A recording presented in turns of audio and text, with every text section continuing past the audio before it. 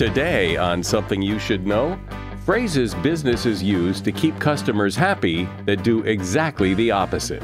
Then, how environments like stores and restaurants affect your behavior. As some retailers know, the effects are substantial. We can almost always increase sales at minimum 18%, but we can increase sales up to 86% without changing the product, the price, the service, anything other than the environment. Also, you've heard of your Miranda rights, but who was Miranda? And weird but significant moments in history, like who else died the night Lincoln got shot, and the opening day at Disneyland. Walt Disney called it Black Friday. Everything that could have gone wrong did. There were counterfeit tickets, so the place was packed. It was over 100 degrees. The Fantasyland had a gas leak. They had to close that down. All this today on Something You Should Know. Something you should know. Fascinating intel, the world's top experts, and practical advice you can use in your life. Today, Something You Should Know with Mike Carruthers. Hi, welcome. If you're a new listener to Something You Should Know, or even if you've been listening a while and just weren't aware, we publish 3 episodes a week, Monday, Thursday, and Saturday. And we also have a back catalog of shows that are just as interesting today as they were the day they were published. I mean, we're on episode 1048, so there are hundreds and hundreds and hundreds of episodes if you ever want to binge and go back and listen. First up today, most businesses want their customers to trust them. The funny thing is that the way a lot of businesses communicate with their customers does nothing but destroy that trust. Here are some commonly used phrases that businesses use with you, the customer, that research has shown are either meaningless phrases or actually erode customer confidence. And of course, you know the first one, your call is very important to us. Well, if that's true, why am I still on hold? Businesses who force customers to wade through a lengthy automated maze of telephone choices do so in part to discourage customers from talking to a real person. They hope you'll just give up. If businesses think that they can just say your call is important to us, that's going to make consumers believe it, they're wrong. It would just be better to answer the phone. We speak your language. Really?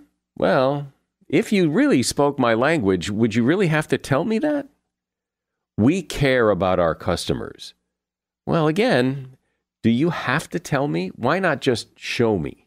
And you so often hear this one, you must call now, as if we're supposed to believe that if we call later or tomorrow, we can't get the same deal. People just aren't that stupid. And fine print, every customer hates fine print. We all assume that fine print is just an attempt to hide something. Fine print kills credibility. If a business must use fine print, they should explain why in very big print and tell people where they can go to read the fine print in big print. This is all in a book by Michael Maslansky called The Language of Trust, and that is something you should know. There's a really interesting topic that I know you have some experience with and some knowledge about. Yet, it's a topic you probably never discuss with people. And that is how the place you are in, the room, the space, the environment, how that affects your mood, your behavior, and your perceptions. And when you hear me say that, you know what I mean. When you walk into an empty church, you feel different than when you walk into, say, a crowded movie theater, which is different than walking into a fancy restaurant or a grocery store. You may not know it, but this is a serious area of study, and one of the people at the forefront of this is Kevin Irvin Kelly. He is an award-winning architect with real expertise in designing spaces and places that bring people together. He's author of a book called Irreplaceable: How to Create Extraordinary Places That Bring People Together. Hi, Kevin. Welcome to Something You Should Know. Hi, Michael. Thank you for having me. Well, I've always found it interesting, and I've talked to people about this, about how when you walk into a certain place, whether it's a movie theater or a hotel lobby or something happens to you and I don't know what that is, but you change. Something that room affects you in a pretty profound way, that it adjusts your behavior, it adjusts the volume of your speech, it adjusts there's something that place does to you. Well said. Yeah, we're affected by our environments. Really, environment is my whole thesis in life. Purpose has been around studying how environment affects our behavior, which ultimately affects your perceptions of an entity and your decision making about whether to engage with a place or disengage. But we're not really aware of these things. It all happens on a subconscious level. So talk about some specific ways different places affect different people. And just so, because we've been talking in generalities here, but like, for example, like how? Well, probably the most noticeable thing that you'll see is some places create an environment where you feel safe, not only physically, which is at our primal core, but also socially safe and emotionally safe. And so you mentioned a movie theater, which is a great example. Most of us walk around suppressing our emotions and trying to appear like we have things in control. We generally don't just start crying or laughing or screaming in front of people. But once we go inside a black box room, we have an experience with a bunch of strangers we've never met. And we may scream or yell or say, "Run, Forrest, run." And these kind of moments are very important to us. They feel good. They create a synchronicity among strangers. So when you go to a lot of great places that feel good, you'll feel that social bliss and that social synchronicity. But when you're in harsh environments, you feel defensive, antisocial. You'll see people flipping birds at each other, yelling at each other because the environment is telling them this is not a safe place. And what are those environments? What are the environments that make us feel unsafe? We generally don't like alleys. We don't like dark corridors. We don't like dead-end streets. And we're constantly picking up signals from our environment. Everything in an environment communicates. Chain link fence, barbed wire, even yellow hazard signs start telling us danger ahead. And so when we get in those types of environments, we start to get more nervous and more protective. If you went down an alley and somebody walked down the other end of the alley, you start making a lot of rapid decisions about what to do. Now, as we kind of go up from that kind of harsh reality, you can go to some schools, very, very harsh. Some restaurants even feel harsh. Some people complain to Department of Motor Vehicles, or even the checkout line at a grocery store feels very stressful and antisocial. When places are designed, shopping centers, restaurants, stores, coffee shops, when we go into those places that make you feel good, like, there's certain restaurants and you've got the piano in the background, the lighting's great, there's white tablecloths on the... Is that kind of more by accident, do you think, that that's just feels like a warm place to be, or... And that's just what a lot of restaurants do? Or did someone say, this is what people like, and so we're going to do this? There are definitely designers that understand that and understand that sensualness of place. But to be honest, I find most of my best inspiration by studying a lot of old world merchants who weren't necessarily educated in design, but understood what makes, what helps attract people's eyes, what makes them feel convivial and wanting to talk to others. Restaurants certainly understand that. And, you pick up off a very interesting issue that we focused a lot on restaurant design. And when I first started in the profession, my first boss told me, it was all about the columns and the steps and the big sweeping architectural gestures. But later on, when I started my own firm with my business partner, Terry, we started really studying what do people remember. We started asking men and women, what did they remember from the experience? And what kind of broke our heart initially was they don't remember the big architectural gestures. They remember the tiny details. They remember the tablecloth, the salt and pepper shaker, the type of lighting in the bathroom, or even the flowers in the bathroom. And it really taught us a lot about what people notice. We tend to judge a restaurant by its napkins and its forks and its centerpieces, even the waiter, what they wear, because our brains are wired to make those decisions and aren't always looking at the big, giant architectural elements. Well, I bet everyone has had that experience of going into a nice restaurant or a pretty nice restaurant, a fairly medium upscale restaurant. And then you go in the bathroom and the paper towels are all over the floor and it's a mess. And it just changes your whole impression of the entire place. You just, and someone once said, if you want to know how clean a restaurant's kitchen is, go look at their bathroom. And you hit it right on it. I remember that. And when I see that bathroom like that, I think, oh, man. Yeah, the question is why does that happen over and over? We can all think of famous restaurants that have horribly designed bathrooms. And part of that has to do with, like a lot of things, it's still a heavily male-focused industry. And men tend to design bathrooms like their frat houses, and they don't pay attention to those details. And this isn't my personal opinion. This is us surveying customers to find out what they remember.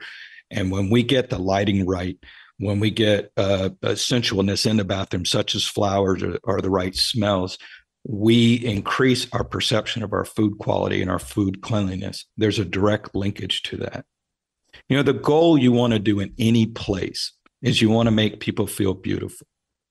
And that is, to me, the test. It's not a test of abstract design or composition or scale. It's really about, do people feel beautiful in this space? And when people feel beautiful, they feel confident, they feel comfortable to talk to others.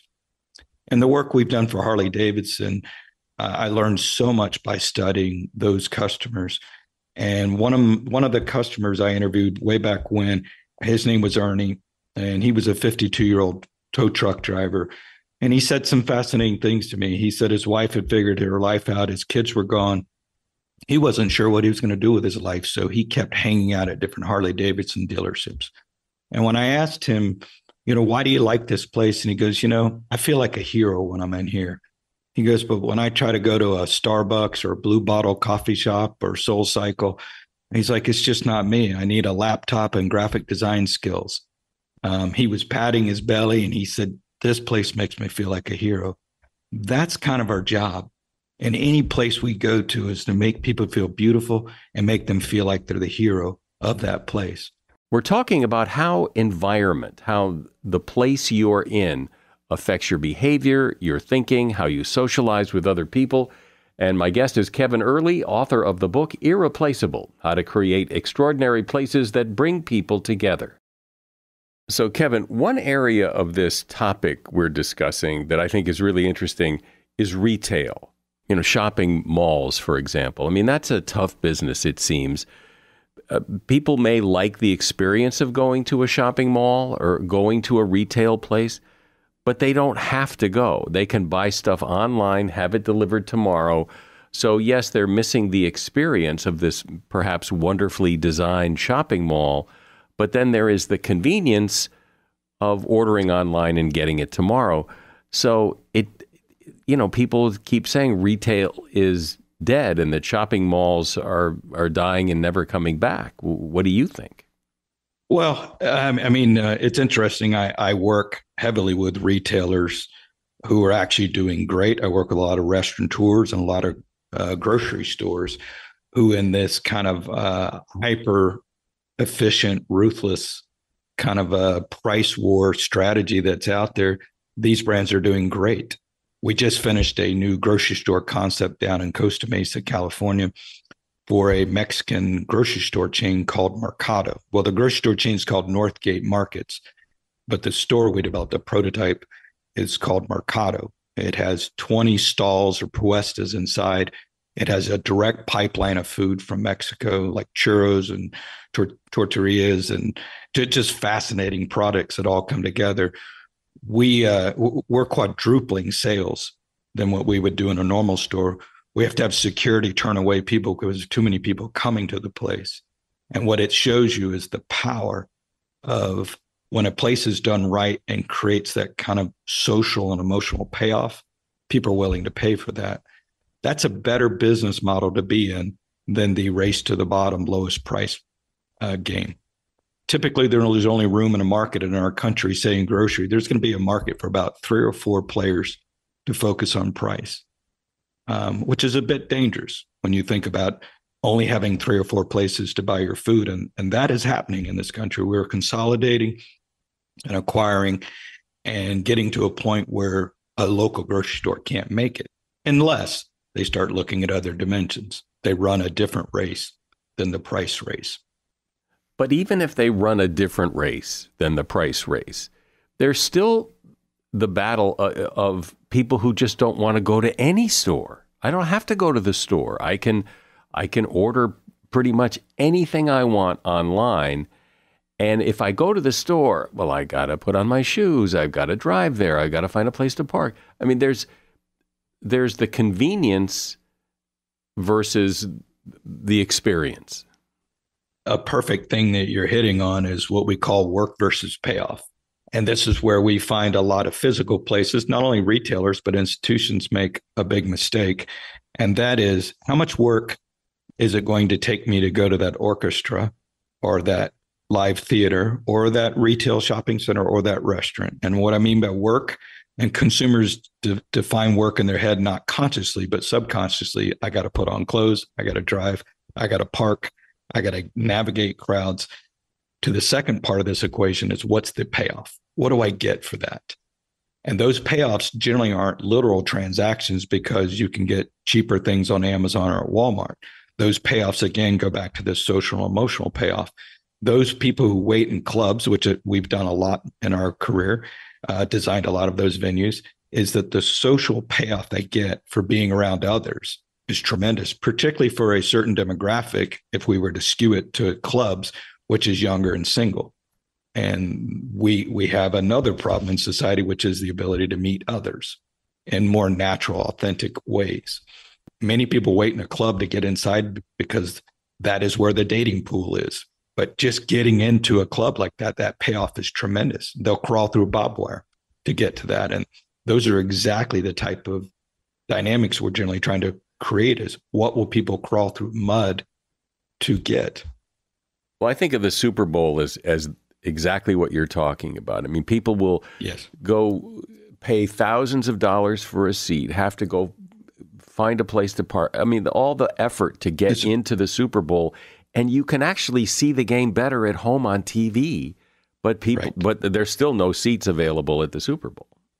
Or think of Coachella or these other outdoor festivals, right, where people are driving out in the desert and don't have bathrooms and don't have enough food, and the sun is baking them. And I mean, it's a tremendous amount of work. But there's also, on the flip side of that, a tremendous social currency for being there. And what you're seeing, what's becoming at a premium now, is actually experiences. We are lacking experiences, and younger generations are kind of over the materialistic acquisitions. They no longer find that. They watch their parents kill themselves to acquire bigger homes, bigger cars, bigger boats, and that's not really floating their boat. And so a lot of younger people no longer want a car, which is amazing. They don't want a house. What they really want are experiences. And so they're seeking out entities that can provide a memorable experience, and they're collecting and cataloging those experiences. And if you're in the business of creating authentic, meaningful experiences, you're in high demand. But I can't imagine that if you sit down with any relatively sophisticated business person, retailer, whatever, and explain this to them, and explain the importance of design and this experience thing, they're not going to go, gee, I never thought of that. I mean, people kind of know this, so why aren't more people doing this? I spend all my days for the last 32 years in front of executives, in front of management boards, who are generally comprised of lawyers and accountants. And I'm trying to help quantify the economic value of emotions and social kind of aspects. Now, fortunately, we have 32 years of case studies of game-changing concepts where we can show, here's what it did before and here's what it does after. We can almost always increase sales, and I'm only focusing on sales. There's also visitor counts, engagement, experimentation, a variety of other factors, but we can increase sales at minimum 18%, but we can increase sales up to 86% without changing the product, the price, the service, anything other than the environment. So it's a pretty compelling case study that you can see over and over. And so business people do understand it. I think the challenge they have is letting go of this old idea of business and this new idea of things becoming much more commoditized. And they're trying to figure out how to play in this new reality. An example I'd give you, in the 1980s and 90s, you could have the mattress warehouse, and you could be the biggest mattress supplier in the community or the biggest leather couch supplier. That was great until Google came along. Now there's 800 million websites for mattresses, literally. And so you can no longer be the biggest mattress warehouse anymore. But a lot of people haven't let go of that model. What about in a workplace? And I'm thinking more like an industrial, like in a warehouse. Do we really need to go for the experience, or should we just be efficient? This is where this is where this is, and this is an efficient place to work rather than this is a great experience to work? Well, the most important thing is to create an environment where they want to be, first of all, because they'll tend to be there more often and they will show up there with their full game on. And so we work a lot in the office market, and the warehousing of employees is really a big turnoff. And we've almost seen a employee revolt where they won't be going back to the office. But there are ways to bring people to the office and to warehouses by creating an environment they want to be in. Part of that environment has to do with opportunities to socialize with others, to be around their peers. And so we're really kind of shifting the mindset from warehouses of workers to really forts and clubhouses of community-minded peers. And so we're constantly looking at how can we create that. And even though we work kind of mushroomed and blew up for a long time, it did a great job of bringing people together around their peers, something they could have done at home, but they felt better by being around a bunch of other people. Work makes so much of our identity, and so much of our lives are committed to work, that we need places that express that. But how would you do that? How would you do that? Give me like a specific example of how you make this happen. Well, we have to go to different sectors, but in the office world, the cubicle farm is not working. Most people don't want a cubicle farm. They're really looking at a way to go, well, who do I become if I come to this place? What will happen to me? And what we're trying to, in those areas, we're trying to create war rooms and developmental things that say you will be a much better equipped individual if you come to this environment. So we might have, the cliche playrooms and socializing rooms, but we also are trying to show them how they will socially develop and even develop their knowledge through a place. So our building becomes a tour of what will happen to people. But the idea of the cubicle, I get that sucks, but then there's been this like open office, just take whatever computer's available, and people seem to hate that too. Yeah, that's the hot seat idea, which doesn't allow individuals to individualize their space. And it is very important as humans that we like to personalize our space. We need that. If we go to a restaurant out on a patio or plaza, we'll move a chair just to move it to make us feel good. And so we definitely have to allow people to personalize their space, which again is part of expressing their identity. So I'm speaking more than just open space. A lot of the offices we're involved with now aren't going to be meeting every day. They're places that you come together once or twice a week, and we are designing them around allowing people to brainstorm together, to have creative discussions. I use the word war room, but allow them to collaborate with others, because we have to give them something they can't do at home. And right. Most homes aren't designed for collaboration. Well, this is great to bring this whole topic out in the open, because I think everyone has experienced that feeling of going into different environments and having those environments affect you in different ways and affect your behavior, affect what you think. I like talking about it. I've been speaking with Kevin Irvin Kelly. He is an award-winning architect, and he is author of the book Irreplaceable: How to Create Extraordinary Places That Bring People Together. And there's a link to his book at Amazon in the show notes. Appreciate you coming on. Thanks, Kevin. Thanks, Mike. It's been a pleasure being on your show. I think the world of it. Thank you for having me. There are certainly famous moments in history. You learned about them in school. There are also some not so famous moments in history. Still interesting, still important, some very recent and contemporary, just maybe not as monumental. And that's what Michael Farquhar talks about and writes about. Michael is former writer and editor at The Washington Post and the best-selling author of numerous books, including Bad Days in History, a gleefully grim chronicle of misfortune, mayhem, and misery for every day of the year, and More Bad Days in History. Hi, Michael. Welcome to Something You Should Know. Mike, thank you so much for having me on. I appreciate it. This is a great show, and I'm honored to be on. So where do you find these things? Where do you come up with all these kind of tragic, horrible, little-known historical stories? So I go in the musty old files and find the great stories that you never learned about in history class, the ones that are weird, offbeat. That's kind of my gig, reporter of history. So let's start with something fairly current in historical terms, and that's the history of the Best New Artist Grammy that's given each year to some promising and seemingly successful new singer or group. But the history of the award itself is interesting. Well, the winner in 1977 was that band, Starland Vocal Band. Remember them? Sure. Sky Rockets in Flight, Afternoon Delight.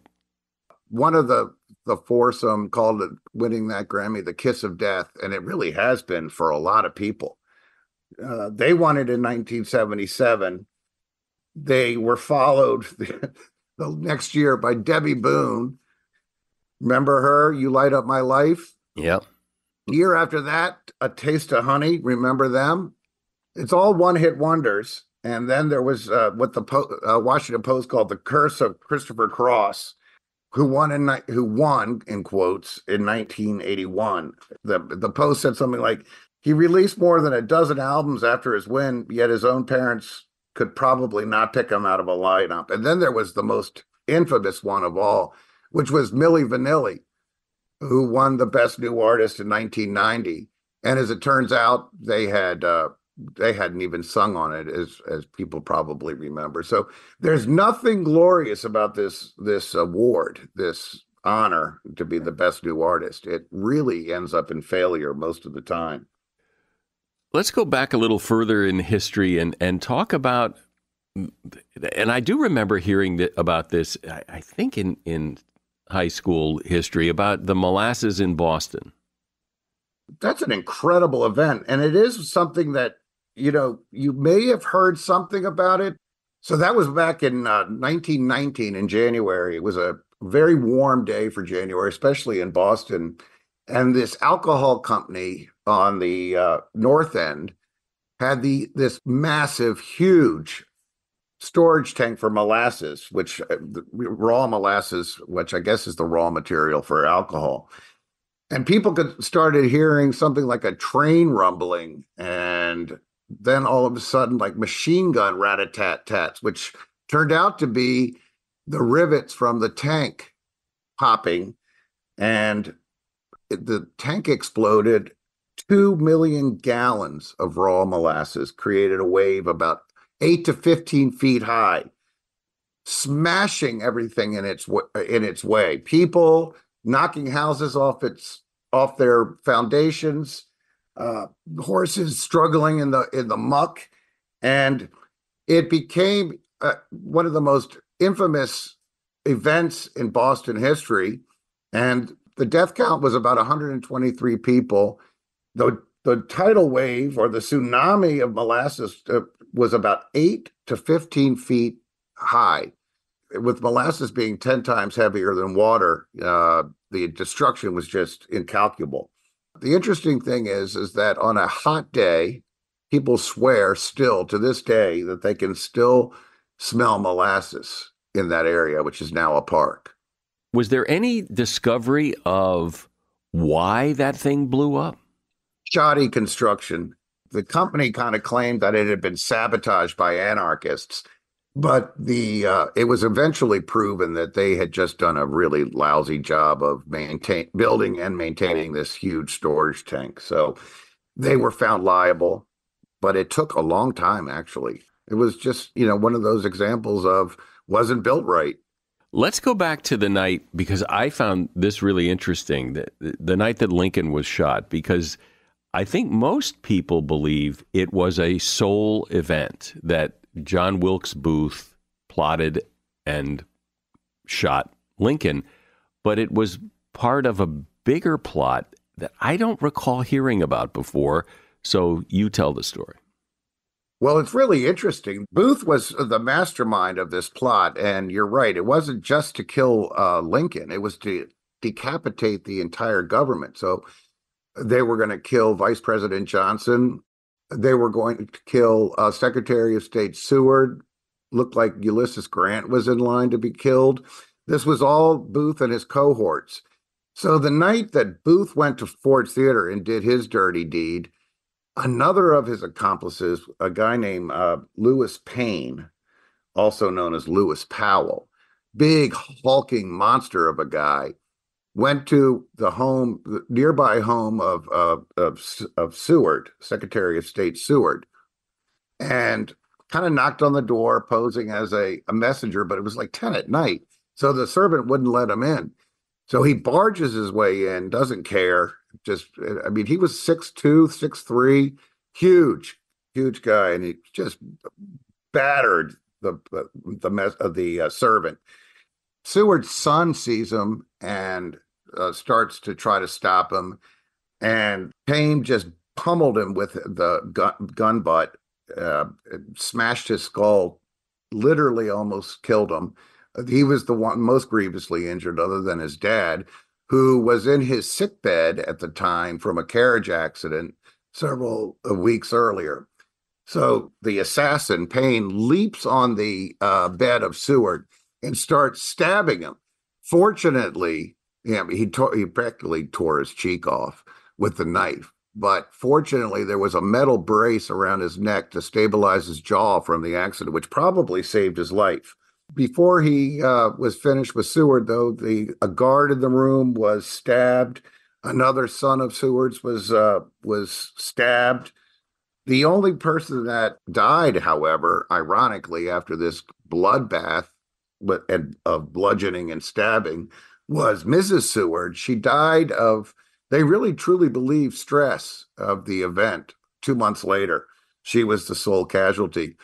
As for killing Johnson that night, the assassin assigned to that guy named George Atzerodt, he chickened out, got drunk instead, and missed his quarry. Nevertheless, he and Lewis Payne and Mary Surratt and another guy that was with Booth on the night of the assassin were hung that July. I think in contemporary histories, anybody who listens to music knows that Pete Best was the original, drummer of the Beatles and was replaced by Ringo. And everybody feels bad for poor Pete Best. But what happened? There's several stories that happened. He got canned in 1962, just as they were about to break. I mean, they had all paid their dues in Hamburg, as is well known, and worked really hard to get where they were going. As it turns out, the three, George, Paul, John, were really good buddies. They hung out, they partied. Pete Best was kind of like aloof from the rest of them, so they weren't really good friends. The first step towards his elimination was the famous engineer George Martin, who orchestrated all the Beatles music, used another drummer because he didn't think Pete Best had the chops. And then what happened was the other guys were like, "Well, he's not a pro. We don't need him anymore." And they didn't really like it. It wasn't like they were firing their buddy. They were just firing somebody that wasn't working out. John Lennon did say we were really cowardly. We had our manager Brian Epstein do the firing. We went about it wrong, but that's what happened. And for years, Pete Best said he was just devastated and near suicidal over the whole thing. But then he got, as he aged, pretty philosophical. He just said, "Look, these guys, they became a public commodity. Fame destroyed them. I mean, it took John Lennon's life." So he achieved a certain level of peace in the end, but it wasn't easy. It wasn't easy to get there. Let's talk about the opening of Disneyland, because I think, anybody who's been to Disney World or Disneyland, usually the experience is fairly pleasant. I mean, there are a lot of people there, but it seems to go fairly flawlessly. But opening day was quite another story. Geez, it was a fiasco. I mean, Walt Disney called it Black Friday, and this was in 1955.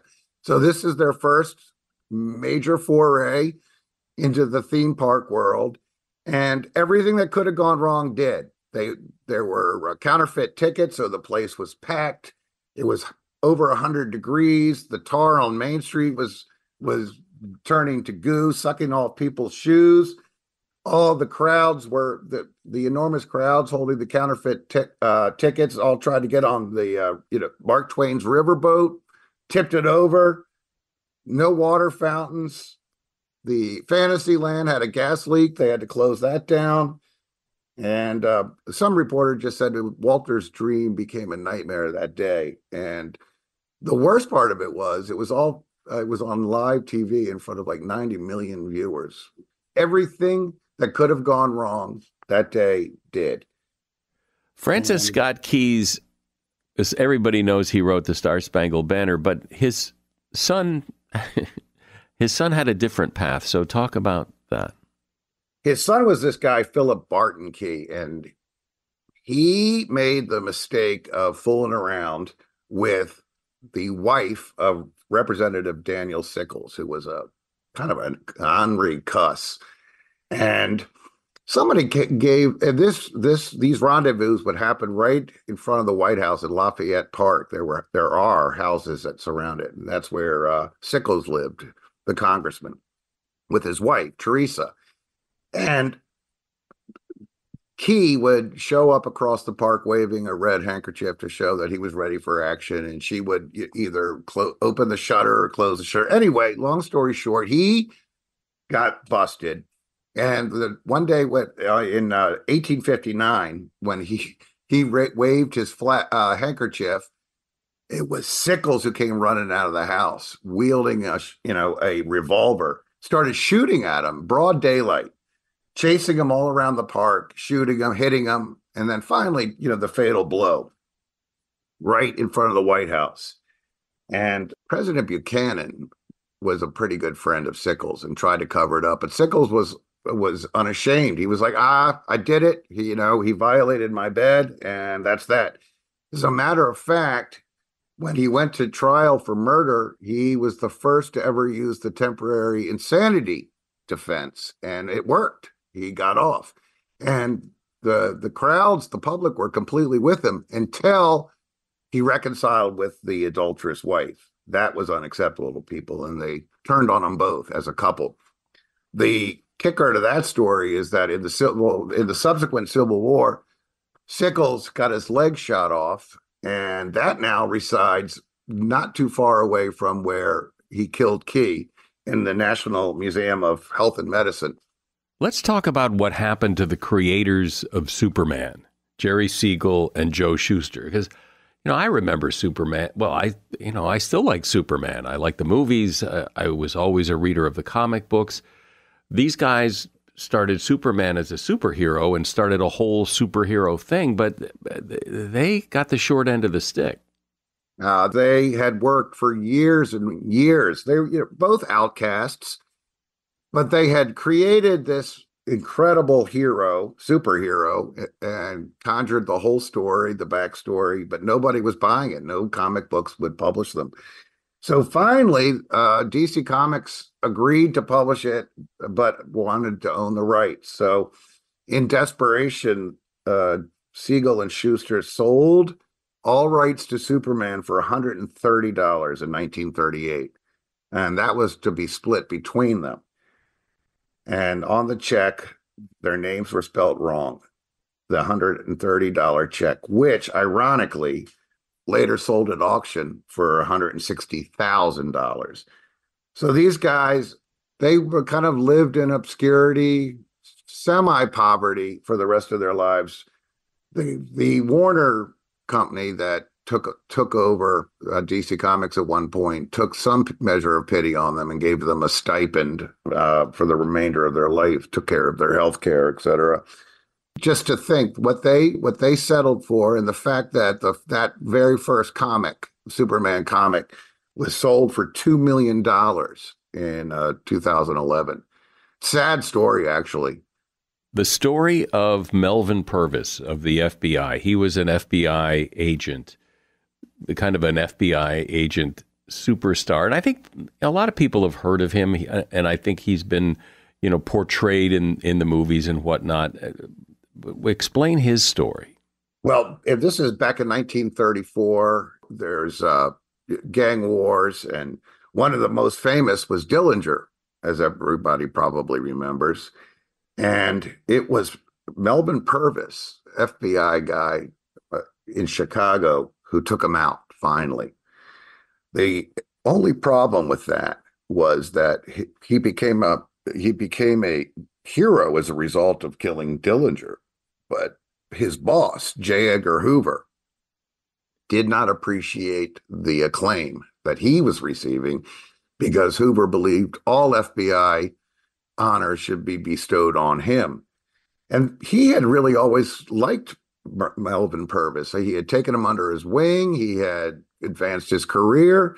But when this happened, he turned on him like a cobra and did everything in his power, and he had a lot of power, to ruin him. So Purvis left the FBI within a year, and Hoover never relented in trying to darken his legacy and prevent him from getting any kind of reasonable job.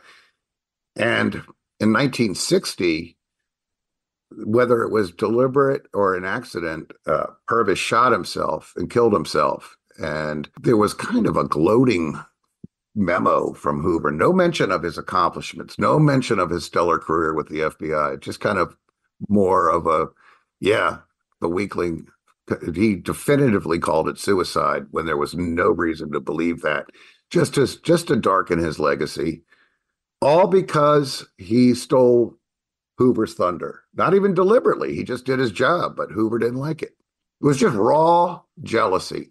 Lastly, and this is one I think a lot of people will remember, and that is the AOL Time Warner merger. Because here you've got AOL, which is just basically like a startup.